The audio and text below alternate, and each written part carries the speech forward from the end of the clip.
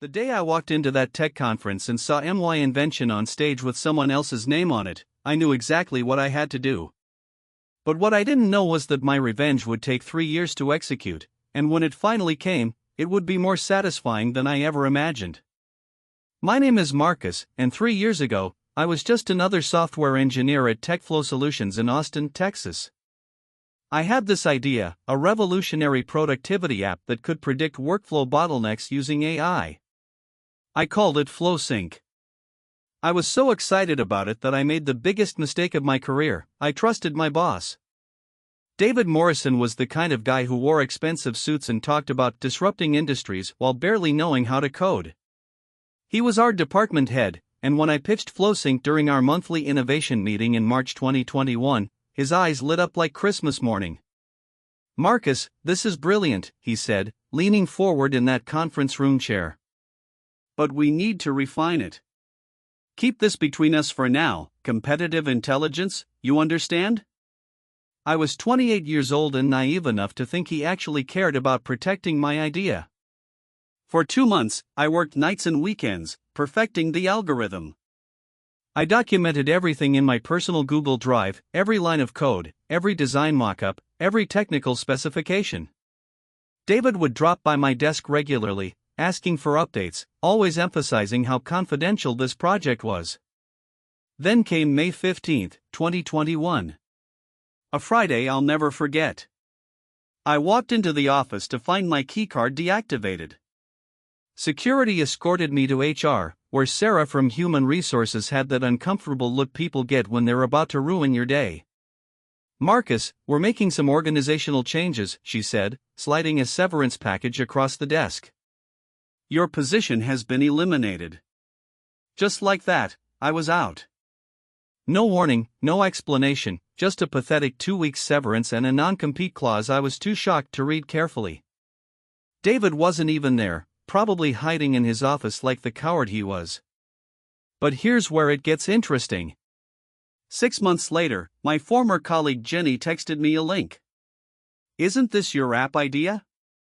I clicked it, and my blood turned to ice. There it was, FlowSync Pro, launched by Morrison Innovations, David's brand new startup. Same concept, same core features, even some of the exact wording from my original pitch deck. He'd raised $1.2 million in seed funding, and tech blogs were calling him a visionary entrepreneur. I sat in my tiny apartment, unemployed and watching someone else get rich off my work, and I realized something. I wasn't going to get mad. I was going to get even. But I knew rushing in with accusations would get me nowhere. David had lawyers now, and money talks louder than wronged employees. So I made a decision that would define the next 3 years of my life. I was going to build a better version of my own app, and when the time was right, I'd expose him with evidence so overwhelming that even his expensive lawyers couldn't spin it. First, I gathered every piece of documentation I had. Thank God for my obsessive note-taking habit. I had time-stamped emails, code commits, design iterations, everything dated months before David's company was even registered. Then I started coding. Not FlowSync, that name was tainted now. I called my version Workflow Vision, and I poured everything I had into making it better than David's stolen version. I freelanced to pay the bills while spending every spare moment on Workflow Vision. I added features David's team hadn't thought of, improved the AI predictions, created a cleaner interface. I was essentially competing with my own stolen idea, but I had one advantage: I understood the core concept better than anyone. Meanwhile, I watched David's company from the shadows. I signed up for their newsletter, followed their social media, attended virtual events where he spoke. Every time I saw him take credit for his innovation, my determination grew stronger. By early 2023, Workflow Vision was ready, and I'd managed to get some small clients. But I was still just one guy with a laptop, while David had a team of 12 and millions in funding. I needed the perfect moment to strike.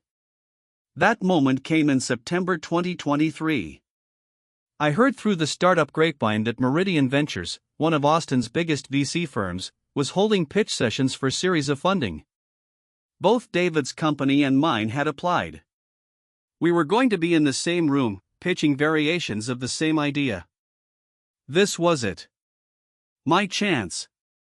The day of the pitch meeting, October 12, 2023, I arrived early. David walked in 20 minutes later with his whole team, marketing director, CTO, the works. He saw me and his face went white. Marcus? What are you doing here?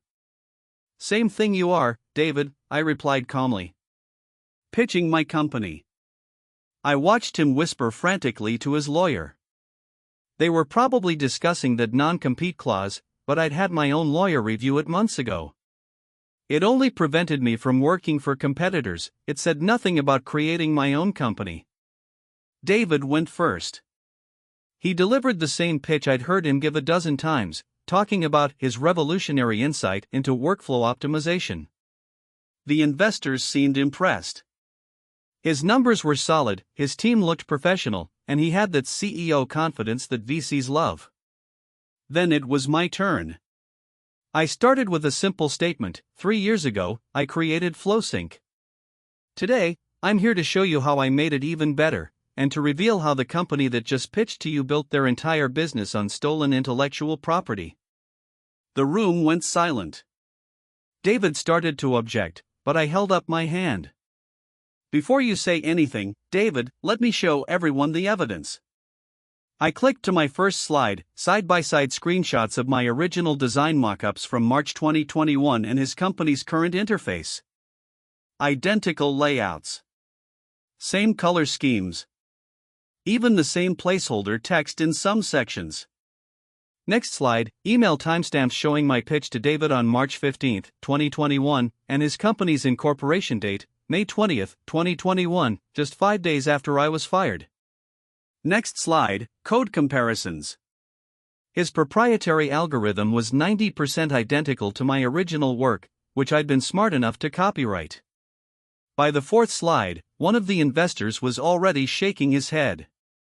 By the eighth slide, David's lawyer was taking notes frantically. By the time I finished my presentation, the room felt like a courtroom where the verdict had already been decided.